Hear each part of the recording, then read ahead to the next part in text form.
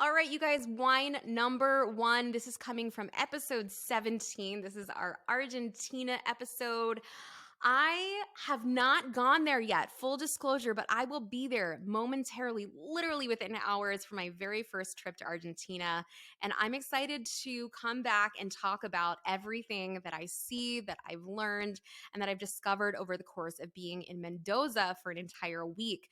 Now, of course, I had a little help from my friends at Wine Access in sourcing this particular wine since I haven't been there, but we are actually talking about an iconic producer that I will be visiting when I'm in Argentina. So if you want to get the full scoop on what I see there, please watch the episode, listen to the episode, because I'll be recapping not only the trip, but specifically the visit to this producer, which is Zuccardi. Now, we're talking about the Uco Valley here, and we're talking about the most iconic grape from Argentina, which is, of course, Malbec. And I think the first thing I really want you to notice as you're looking at this wine that it makes Malbec so iconic is the color.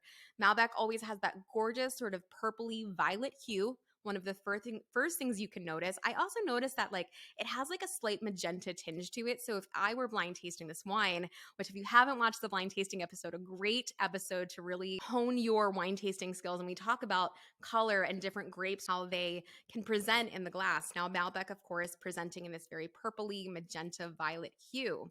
So that's the first thing I'm noticing here. The second thing that I'm noticing when I smell this wine is something that's a little bit brambly and also kind of salty. And when I think of Argentinian Malbec, those are two of the prime characteristics that I think of. Argentinian Malbec for me is, of course, very full, very rich, but there is a salinity to this wine.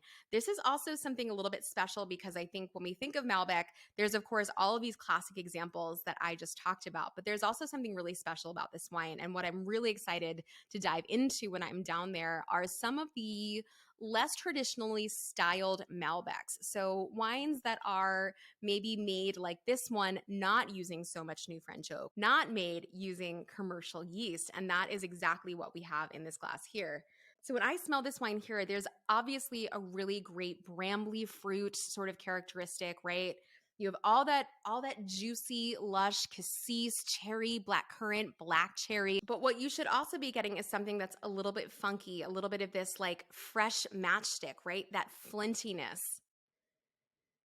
I could totally get lost in this glass because to me, it really moves beautifully through lots of fruit, but then also something really savory, kind of minerally. That saltiness is there. And of course, that great umami.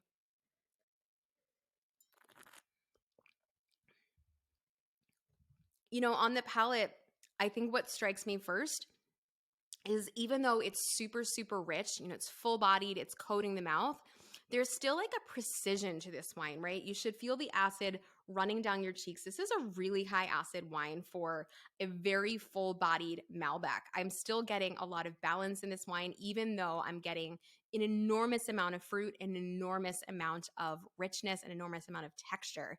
There's still this precision to it that I really love that to me speaks to regions like the Uco Valley that give you all that great elevation, that electrifying sort of sensibility.